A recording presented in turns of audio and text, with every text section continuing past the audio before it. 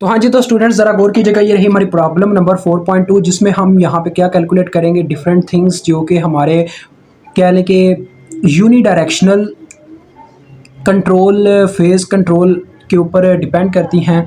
ये हमारा टॉपिक आपको मैंने अभी स्टडी करवाया है प्रीवियस में। तो देखें वो कह रहे हैं क्या single phase half wave AC voltage controller has a load, यानी कि हाफ वेव का मतलब है, इसलिए इसने इसको हाफ वेव बोला क्योंकि हमारा इसमें बच्चों क्या होता है जी, हाफ यानी कि पूरी वेव का जो हाफ साइकिल होता है उसके ऊपर सिर्फ कंट्रोल होता है, बिकॉज इसमें सिर्फ एक थायरिस्टर होता है और एक डायोड होता है। डायोड के ऊपर हम कंट्रोल नहीं रख सकते, थायरिस्टर को कंट्रोल में रख सकते हैं, डेट्स वाई इसको हाफ वेव कहा जा रहा है। ठीक है जी, तो एक तरह से आपको इसके नाम से भी पता चल जाया करेगा क्वेश्चन में। Has a load R L की वैल्यू दी गई है, ठीक हो गया जी। Input A C voltage in R M S, इसका बच्चों क्या मतलब है, वी एस की आर एम एस वैल्यू हमें गिवन है जो कि 230 वोल्ट है, ठीक हो गया। आगे वो कहता है एट 50 हर्ट्ज फ्रीक्वेंसी, तो फ्रीक्वेंसी की हमें दी गई है F S is equal to 50 hertz. Then वो कहता है कि the input supply transformer has a turn ratio of 1:1। अब बच्चों देखो यहाँ पे असल बच्चे मार खा जाते हैं, मैं आपको बताता हूँ कैसे मार खा जाते हैं। देखें ये जो उसने हमें क्या नहीं शुरू में इनपुट दिया ना एसी वोल्टेज की 230 volt RMS at 50 hertz frequency, ये आपको दी गई है वीपी की फॉर्म में, वीपी की फॉर्म में, ठीक है। वीपी दिए गए होते हैं प्राइमरी वोल्टेज, इनसे आपने निकालने होता है सेकेंडरी वोल्टेज क्योंकि ट्रांसफार्मर लगा होता है इसके अंदर शुरू में। तो ट्रांसफार्मर की टर्न रेशियो अगर 1:1 है तो आपको पता है आउटपुट का फार्मूला होता है हमारे पास, जो ट्रांसफार्मर की V2 और हमारे आउटपुट वोल्टेज होते हैं उनका फार्मूला होता है n टाइम्स ऑफ V1। तो V1 की वैल्यू थी हमारे पास 230, n होती है टर्न रेशियो यानी कि n2 डिवाइडेड बाय n1, यानी कि 1/1 आना था, तो लिहाजा यही V1 के बराबर आ जाना था। डेट्स वाई यहाँ पे ये 230 वोल्ट इस्तेमाल हो रहे हैं, ठीक है, ये चीज़ आपने नहीं भूलनी।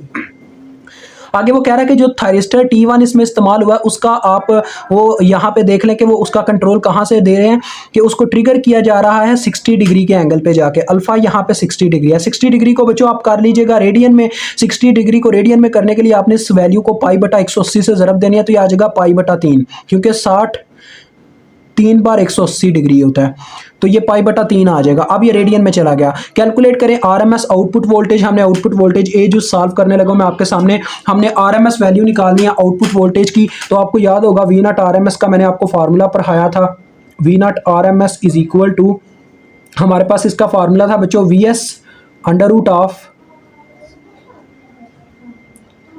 1/2 pi into 2 pi minus alpha, ये था बच्चों। और इसके यार ऐसे ये बड़ी ब्रैकेट इस्तेमाल कर लें साथ में, 2 पाई माइनस अल्फा और आगे था plus sign 2 alpha divided by 2, this is your formula. मैंने आपको बोला था आप चाहे तो 2 पाई से मल्टीप्लाई करवा के भी इस होल फार्मूले को याद रख सकते हो, जैसे आपको सिंपल लगे। तो वी एस की पहले वैल्यू पुट कर, तो देखो 230 आ गया, अंडर रूट में हमारे पास आ गया देखो 1/2 पाई इंटू 2 पाई माइनस π/3, और देखो यहाँ पे जब 2 अल्फा की जगह π/3 पुट होगा तो बच्चों आपको पता है π/3 कितना था, 60 डिग्री था। तो 60 डिग्री जब 2 से ज़रब खाएगी तो 120 डिग्री हो जाएगा, तो इसको आप लिख सकते हो sine 120 degree. It does not matter, ये मसला नहीं करेगा, ठीक है। बटे में आ गया 2, और ये ब्रैकेट ऑफ करना नहीं भूलना, क्योंकि ये चीज़ जाहिर कर रही है कि आपकी होल फॉर्म 1/2 पाई से मल्टीप्लाई हो रही है। अब आप इसको होल को कैलकुलेटर पे कैलकुलेट करो और यहाँ पे इसकी वैल्यू लिख दो। तो हाँ, तो बच्चों देखो ये मेरे पास आंसर आ रहा है, आपने ना इनको सिंपल फॉर्म में रहने देना है, इसी तरह से ही आपने कैलकुलेटर में पुट करना है, ठीक है जी। तो आपके पास आंसर आ जाएगा आपका करेक्ट 218.467 लिख सकता हूँ मैं इसको, 218.47 वोल्ट। तो ये मेरे पास वी आर एम एस आ गए, V naught R M S first age is solved. Output power निकालो वो हमें कह रहा है, तो देखो बच्चों आउटपुट पावर निकालना कितना मुश्किल काम है, कोई मुश्किल काम नहीं है। वी नॉट हमें पता है आर एम एस वैल्यू है, तो पी नॉट अगर हम निकालना चाहते हैं यानी कि आउटपुट पावर पी नॉट ही होगी ना, तो simple V naught R M S वो वाला वी स्केयर ओवर आर वाला फार्मूला लगा दो, यानी कि V naught R M S की वैल्यू का square divided by R, this is your output power. तो वैल्यूज पुट करो, देखो इसका आ जाएगा 218.47 होल का स्केयर, और बटे में आर एल की वैल्यू जो कि ये उन्होंने दी हुई थी 50 ओहम, तो बटे में आ गया हमारा 50। तो बच्चों ये जो चैप्टर 4 है ना आपका बहुत इजी है, अगर इसको सही तरीके से कह लें समझा जाए और किया जाए। तो इसको हल करता हूँ मैं, 218.47 का स्केयर और बटे में है जी 50। तो ये बच्चों मेरे पास पावर आई है 954.58। यार अब ये वाट में ना काफ़ी मुश्किल होगा, मतलब थोड़ा अजीब लगेगा लिखने में। किलो वाट में मैं लिखता हूँ, ये किलो वाट में लिखी जाए तो 0.95 किलो वाट है। ठीक है जी, ये आपके पास आउटपुट पावर आ गई। अब सी जूस की तरफ बढ़ते हैं। वो कहता है आरएमएस एंड एवरेज आपने निकालनी है लोड करंट्स की, यानी कि आरएमएस वैल्यू और एवरेज वैल्यू निकाल के देनी है हमने लोड करंट की। तो देखो बच्चों सिंपल सी बात है, सी जूस में आरएमएस वैल्यू निकालना तो इतना मुश्किल काम नहीं है। आई नॉट आरएमएस, क्योंकि हमारे पास वी नॉट आरएमएस जब है तो हम सिंपल ओहम्स लॉ लगाते हैं, जो कि होगा V naught RMS divided by R, यानी कि वो फार्मूला यार जैसे कि आप सभी जानते हो कि वी ओवर आर हमारे पास फार्मूला ओहम्स लॉ ने हमें दिया था, तो ये फार्मूला अप्लाई हो जाएगा। तो देखो क्या आएगा जी, वी नॉट आरएमएस हमारे पास कितना है 18.47 डिवाइडेड बाय 50। तो अभी मैं बस फार्मूले में से यार स्केयर हटाऊंगा तो मेरा काम डन हो जाएगा, डेल डेल एंड देन। तो ये बच्चों आपके पास आती है 4.4 एम्पेयर। ठीक है जी। अब सेकंड चीज़ थी इसकी आई नॉट एवरेज निकालनी। आई नॉट एवरेज आपको बताता हूँ काफ़ी सिंपल है। वो जो आपने डीसी करंट का डीसी वोल्टेज का फार्मूला पढ़ा था ना बच्चों, डीसी वोल्टेज का, यहाँ पे मैं लिख रहा हूँ आपको याद आ जाए। वी डीसी हमने इसका फार्मूला आपको स्टडी करवाया था, जो कि हमारे पास था वी एम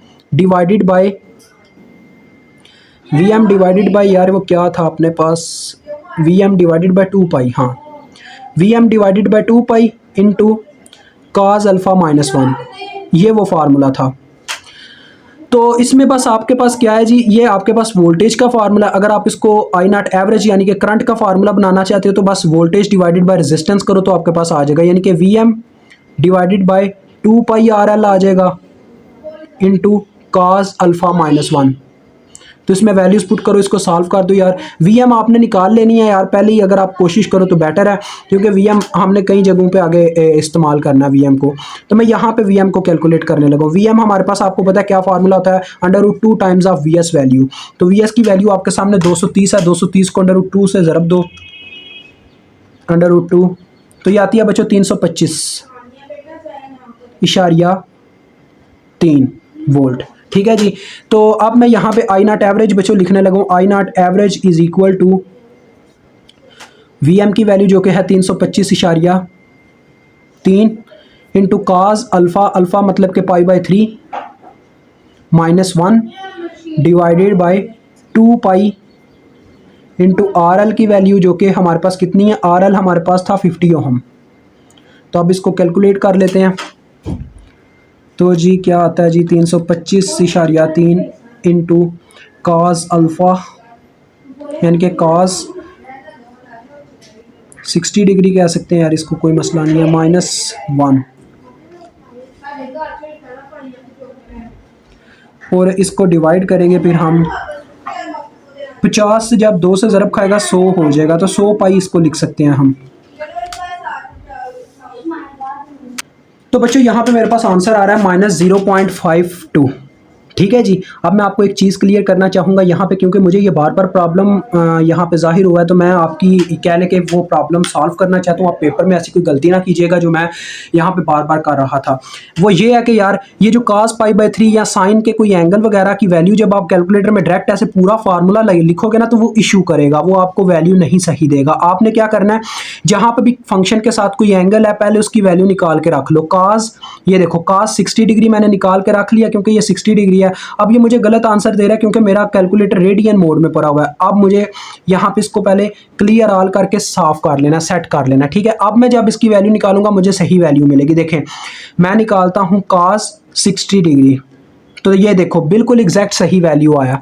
तो ये मुझे इशू कर रहा था जिसकी वजह से मेरा आंसर बार बार गलत हो रहा था। तो इस चीज़ से बचने के लिए आपने जब भी ये ऐसा कोई भी आप पेपर देने जाते हो ना तो पहले अपने कैलकुलेटर को क्लियर ऑल कर लो, यानी कि उसके सारे मोड को ऑफ करके उसको रिफ्रेश कर लो एक दफ़ा। ठीक है। आई नॉट एवरेज आ गई, आई नॉट आरएमएस आ गई, दोनों डन हो गए। डी जूस पे जाते हैं। इनपुट पावर फैक्टर पूछ रहा है। देखो पावर फैक्टर का मैंने आपको फार्मूला पढ़ाया था। पावर फैक्टर बराबर होती है हमारे पास output power over input power.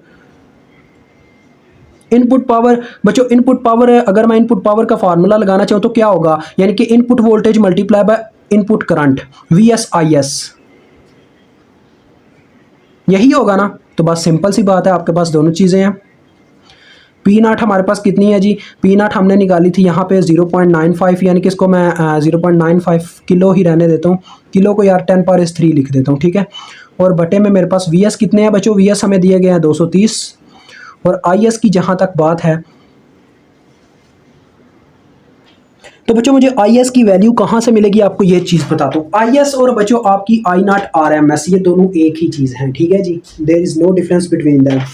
तो डेट्स वाई आप डायरेक्ट उसकी वैल्यू पुट कर सकते हो जो आपके पास I0 RMS आई है, क्योंकि I0 की RMS वैल्यू और IS की RMS वैल्यू ये दोनों सेम है। यहाँ पे सप्लाइड करंट और जो आउटपुट करंट है वो दोनों सेम है, डेट्स वाई हम यहाँ पे वैल्यू 4.4 ही पुट करेंगे। Then you need to solve this question.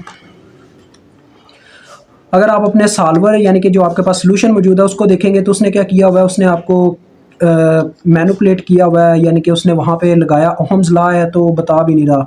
इससे यार बच्चा काफ़ी कंफ्यूज हो जाता है, तो इस चीज़ से मुझे बहुत कहने के मसला होता है, मैं इस चीज़ से कहने बहुत डिससेटिस्फाई होता हूँ।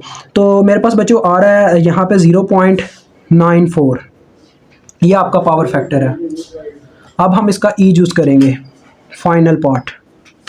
वो कह रहा है average and RMS thyristor current निकाल के दें। RMS निकालना काफ़ी इजी है, एवरेज आपको बताता हूँ। एवरेज का मैंने आपको बताया था फार्मूला, IT एवरेज जो होगा बच्चों इसमें उसका formula same to same I0 average के जैसा ही होगा, यानी कि वो भी VDC ही यूज़ करेगा, लेकिन VDC में थोड़ा सा डिफरेंस लाएगा। वो सेंटर में प्लस जनरेट कर देता है, यानी कि जो थायरिस्टर होते हैं ना उनके सेंटर में प्लस नहीं होगा, काज अल्फा -1 नहीं होगा, काज अल्फा +1 होगा, ठीक है। तो लिहाजा ये फार्मूला बनेगा VM डिवाइडेड बाई 2 RL, क्योंकि करंट है RL का भी बीच में इजाफा हो जाएगा और अंदर आ जाएगा काज अल्फा +1। तो ये इसका फार्मूला, वैल्यूज पुट कर दो। VM की वैल्यू कितनी आई थी हमारे पास 325.3 बटे में 2 और साथ में RL का वैल्यू जो कि अपने पास 50 है, और अंदर आ गया काज ऑफ π/3 +1। अब इसको सॉल्व कर लेते हैं, कितनी आती है IT एवरेज हमारी, तो 325.3 तकसीमे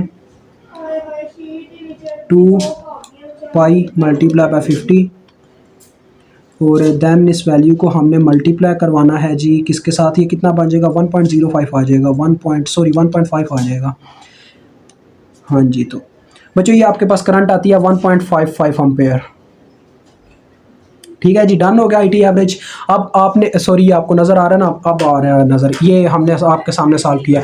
अब यार IT RMS रह गई है वैल्यू, तो वो काफ़ी सिंपल है, मैंने आपको बताया था इसका फार्मूला। IT RMS जो है ये वही फार्मूला होता है जो अपने पास V0 RMS का होता है। ये देखें V0 RMS का VS के बटे में बस RL लग जाएगा, और दूसरे नंबर पे यहाँ पे 2 की जगह पाई आएगा, क्योंकि हमारे पास थायरिस्टर एक है जो कि 0 से लेके पाई तक के एंगल के लिए सिर्फ वर्क कर रहा है। डेट्स वाई वहाँ पे 2 इसलिए क्योंकि VS बच्चों पूरी उसकी वेव फॉर्म आती है, लेकिन थायरिस्टर का जो कंट्रोल बनता है वो सिर्फ पाई तक के कंट्रोल बनता है। डेट्स वाई उसके फार्मूले में यहाँ पे पाई आता है, तो ये बस फर्क है। देखें बाकी सेम टू सेम वही फार्मूला है। VS डिवाइडेड बाय आपने अपने वोल्टेज यानी कि V0 RMS को RL से डिवाइड कर देना है, और इसकी लिमिट भी बता देनी है कहाँ तक की है। वो लिमिट कैसे बताओगे, अभी मैंने एक्सप्लेन किया कि आप यहाँ पे तो 2 ये सब कुछ सेम होगा, बस यहाँ पे ये फर्क आएगा। देखो ये जो आपके पास यहाँ पे 2 था, 2 माइनस अल्फा, वो हो जाएगा पाई माइनस अल्फा। उसकी रीज़न मैंने बता दिया, क्योंकि इसका जो कंट्रोल है थायरिस्टर का सिर्फ पाई डिग्री तक के एंगल के लिए, तो लिहाजा प्लस साइन 2 अल्फा/2 आ गया। तो अब हम इसको सॉल्व कर लेते हैं।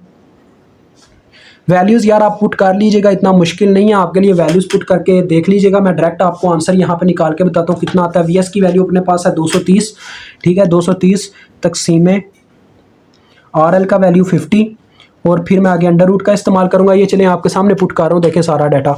उसके बाद ये मैंने ले लिया 1 डिवाइडेड बाई 2 ठीक है, और इन टू यहाँ पर मैंने पाई माइनस अल्फ़ा लिखना है। पाई माइनस अल्फ़ा की वैल्यू आपको पता है π/3 है, तो पाई डिवाइडेड बाय 3, ठीक है जी। अब इसकी ब्रैकेट ऑफ करें, फिर आगे है प्लस साइन, अब देखो इसका भी बटा, तो साइन 2π/3 आपने इसको लिखना है, 2π/3, ठीक है।